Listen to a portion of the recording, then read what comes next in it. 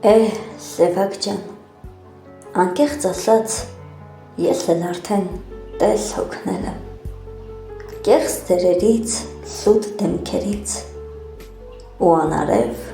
բարևներից։ Ես էլ արդեն քիչ հոգնել եմ դառնաշաղախ ժպիտներից, ինչ-որ տեղ էլ, ինչ-որ չափով ես հոգնել եմ տալ չառնելուց։ Անկեղծ կասեմ,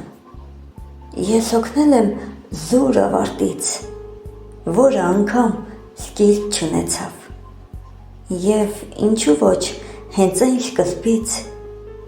որն ավարտվեց կիսատ կեսից։